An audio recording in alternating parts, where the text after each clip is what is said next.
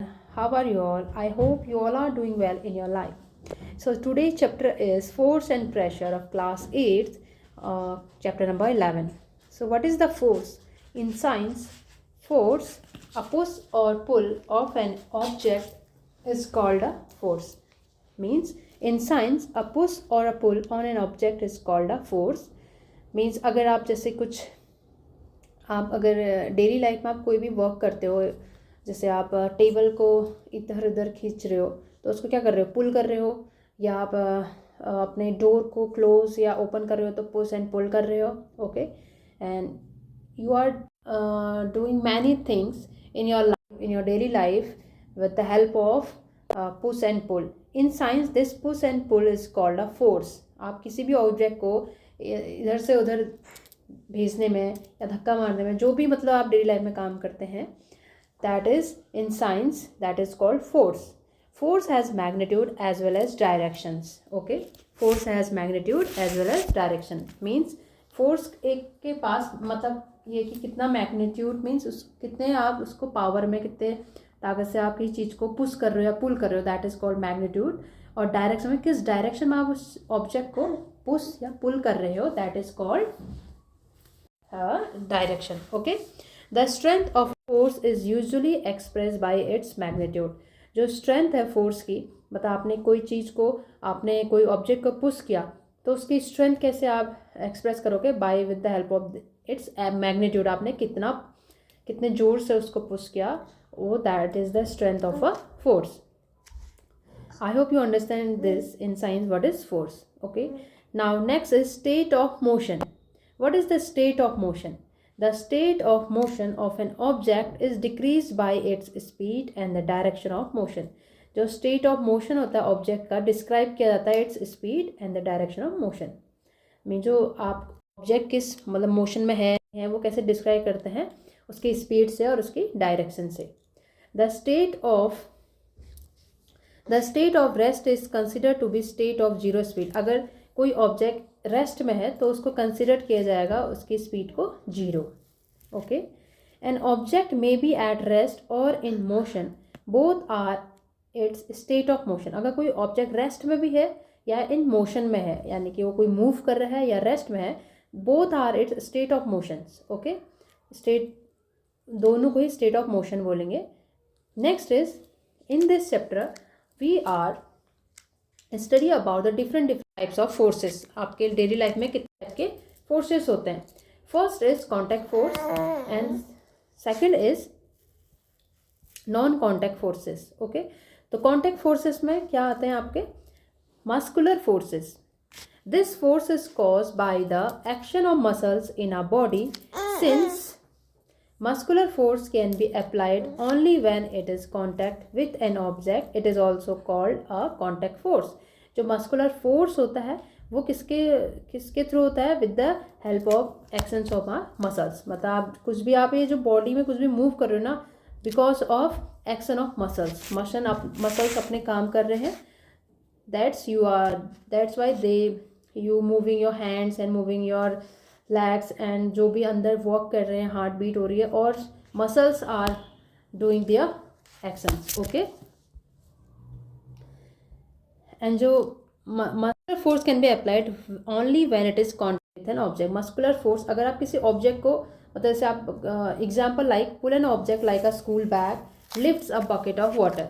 अगर आप कोई ऑब्जेक्ट को पुल कर रहे हो, खींच रहे हो, ठीक है, जैसे आपका बैग नीचे पड़ा है उसको पुल कर रहे हो ऊपर को, या आप अपना बकेट ऑफ वाटर यानी कि जो पानी का जो बाल्टी वगैरह है उसको लिफ्ट कर रहे हो, तो with the help of your muscles, muscular force, मतलब आपको देखने में तो लगेगा आपका हैंड से पुल कर रहे हो, बट हैंड भी आपका कैसे वर्क कर रहा है, because of actions of your muscles. तो that is called muscular force. If you don't pull your bucket of water, तो आप कैसे उसको ऊपर उठाओगे अगर आपके मसल्स काम ही नहीं करेंगे. तो आपके जो आपका बकेट ऑफ वाटर है और जो आपके हैंड है उसके बीच में एक कांटेक्ट होना चाहिए. That's why muscular force do their work. Okay, so next is friction. The contact force, friction. Contact force में ज़रूरी है कि आपका उस ऑब्जेक्ट के साथ कांटेक्ट होना जरूरी है. Next है friction. Like the force of friction also acts on all the moving objects and its direction is always opposite to the direction of motion. जो फ्रिक्शन होता है वो कहाँ पे एक्ट्स करता है, जो भी आपकी मूविंग ऑब्जेक्ट्स होती हैं हमेशा पे काम करेगा and its direction always opposite to the direction of motion. जैसे आपने कोई बॉल फेंकी, वो कुछ टाइम बाद जाके रुक जाती है. वाई? बिकॉज आपने तो फेंकी, पहले तो मूव करा, but after some time that ball is stop because उसके जो सरफेस में है एक उसके अपोजिट, उसके जो सरफेस है, आपने किसी सरफेस में फेंका तो जब वो सरफेस और वो बॉल के बीच में कांटेक्ट आया तो वहाँ पे उस कांटेक्ट में एक फ्रिक्शन फोर्स काम कर रहा है इन अपोजिट डायरेक्शन. मीन्स आपने बॉल आगे को फेंकी बट इन जब फ्रिक्शनल फोर्स होता है उसके अपोजिट डायरेक्शन में काम कर रहा है, उसको रोकने का काम कर रहा है, अपोजिट डायरेक्शन में लग रहा है, तो आफ्टर सम टाइम वो बॉल के आगे जाके रुक जाती है. Okay, like example, ball rolling along the ground gradually slow down and finally comes to rest because of frictional force. And frictional force is a contact force. Okay, it's always acts on all moving objects and its direction is always opposite to the direction of motion. Now is non-contact forces. What is the non-contact forces? Means non-contact forces means आपका जो object के बीच में जरूरी नहीं है कि आपका contact हो. लाइक मैग्नेटिक फोर्स, अगर if you put two magnetic bar, so a magnet can exert a force on another magnet without being in contact with it. Means if you put two magnetic bars besides with each other, तो जो एक magnetic बार है वो दूसरे magnetic बार को attract करता है, but उनका जो नॉर्थ पोल और साउथ पोल क्या होना चाहिए, आपस में कनेक्ट होना चाहिए. अगर दोनों ही नॉर्थ पोल होंगे आपस में तो रिपेल करेंगे, एक नॉर्थ एक साउथ पोल होगा, that then magnetic force attract. Okay, a magnet can exert a force on another magnet without being in contact with it. The force exerted by a magnet is an example of non-contact force. Okay, like अगर आप magnet, example है, अगर magnet, if you take a magnet bar and a iron, तो जो magnet है iron को, piece of iron को अपनी तरफ attract करता है without being in contact with each other. Okay, next है electrostatic force. Electrostatic force is also a non-contact force. The force exerted by a charged body on another charged or uncharged body is known as electrostatic force. अगर कोई charge body दूसरे charge या uncharged body को attract करती है, that is called electrostatic force. Okay, जैसे आप electrostatic का एग्जांपल ले सकते हैं. अगर आप किसी in your NCERT book they give a example of electrostatic force is if you charge a straw with the help, अगर आप rub करते हो, if you rub a straw with the help of paper, then it attract another straw. Okay, if that another straw is also rubbed with that same paper, then it repel with each other. But if that another straw is not rubbed with paper, it attract. Okay, in both cases they don't have to be in contact with each other, they attract without being in contact. Okay, next is gravitational force. We all know what is the gravitational force. So gravitational force is also a non-contact force because they don't have to be in contact. Like अगर कोई object ऊपर से नीचे गिर रहा है तो जो अर्थ है और जो ऑब्जेक्ट है उनके बीच में कोई कांटेक्ट तो है नहीं ना, वो नीचे ही आ रहा है because of that gravitational force. So objects और things fall towards the earth because it pulls them. This force is the force of gravity और जस्ट ग्रेविटी. ओके, सो अगर आप टैप को ओपन करते हैं, water begins to flow towards the ground as soon as we open a tap. अगर आप पानी का नल खोलते हो तो वाटर हमेशा नीचे को ही आता है, that is because of gravitational force. Okay, gravitational force is a universal force. Every object in this earth attract which another एक दूसरे को मतलब attract कर रहे हैं. Gravitational force is present in everywhere. So that gravitational force is also a non-contact force. Next point in this chapter is pressure. What is pressure? pressure equal to force upon area on which it acts. Okay, so unit area मतलब जो pressure होता है equal to force upon area on which it acts. जो pressure कैसे feel होता है, आपका कोई फोर्स ऊपर एक पर्टिकुलर एरिया में जब लगता है, दैट इज कॉल्ड प्रेशर.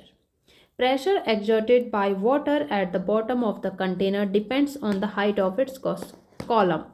जो अगर कोई कंटेनर है उसको अगर आप अपने सर पे रखते हैं तो वो कितना प्रेशर एक्सर्ट करेगा, वो जो वाटर है कितना प्रेशर एक्सर्ट करेगा आपके सर पे, वो किस पे डिपेंड करता है, उस कंटेनर की हाइट पे. Okay, pressure exerted by water at the bottom of the container depend on the height of its column. और liquid exert pressure on the wall of the container. जो लिक्विड है वो pressure कहाँ पे, उसके wall पे, container के wall पे हमेशा एक प्रेशर एक्सर्ट करता है लिक्विड.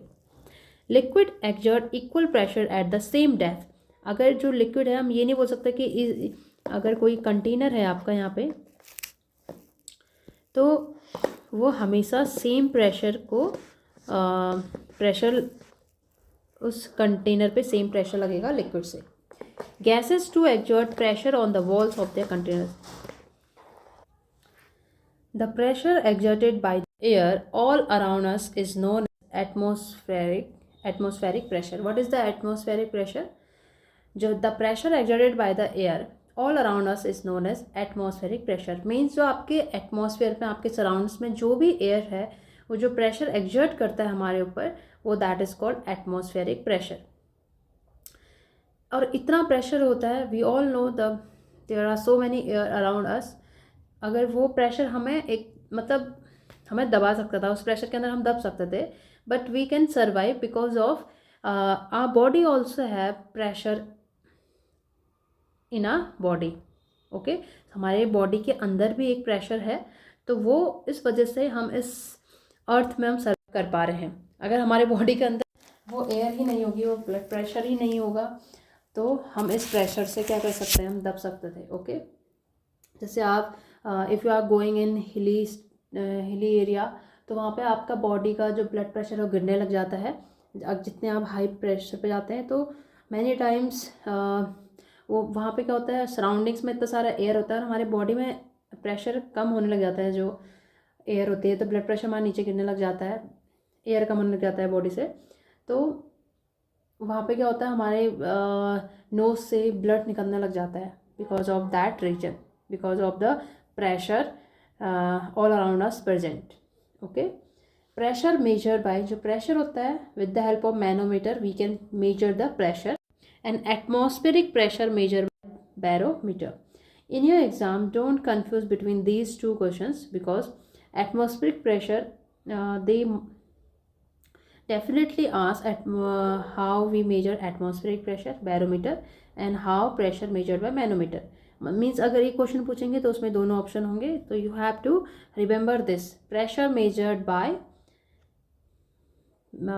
मैनोमीटर, आप ऐसे आ सकते हैं, प्रेशर P और मैनोमीटर M, तो PM, यानी कि प्रेशर मेजर्ड बाय PM, मतलब M, मतलब उसको पूरा ऐसे याद कर लो, pressure measured by manometer, and ये फुल फॉर्म बन जा रहा है यहाँ से P, यहाँ से M, तो PM.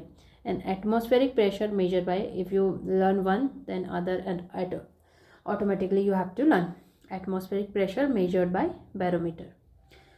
So now we summarize this chapter. What is the forces?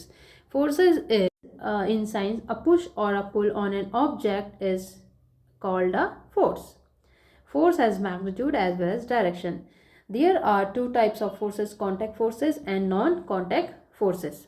So in contact forces there is in class 8 muscular force and frictional force, and non-contact forces are magnetic forces, electrostatic forces, and gravitational forces. And what is the pressure? Pressure is equal to force upon area on which it acts. Pressure exerted by water at the bottom of the container depends on the height of its column. जो pressure exert होता है हमेशा जो bottom पे होता है, वो कैसे आपके डिपेंड करता है आपके कंटेनर की हाइट पे. और जो इसका एग्जांपल है pressure force upon area on which acts, मतलब जो प्रेशर को क्या बोलते हैं, जो हमारा फोर्स होता है ना, जो फोर्स लगता है हमारे एरिया कितना है उस यूनिट एरिया पे लगता है. You can take example of, अगर कोई आपका लोड लेके जा रहा है तो डायरेक्ट अगर अपने सर पे रखते हैं तो वो प्रेशर आपके जो एरिया है यहाँ पे एक पॉइंटेड होता है हेड पे, तो वो छोटा एरिया है हमारा, कोई सामान है उसमें छोटा एरिया है यहाँ पे, हमारा कांटेक्ट जो हमारा हेड का है उस ऑब्जेक्ट के बीच में, तो हमारा हेड बहुत स्मॉल एरिया में उसको टच कर रहा है तो हमारा बहुत ज़्यादा pressure we can feel in a head. So जो भी लोड हमारे, आपने देखा होगा इन योर सराउंडिंग्स, जो भी अपने लोड सर पे लेके जाते हैं तो वो हमेशा क्या करते हैं, गोल गोल सा बना के कपड़े का उस एरिया को बढ़ा देते हैं।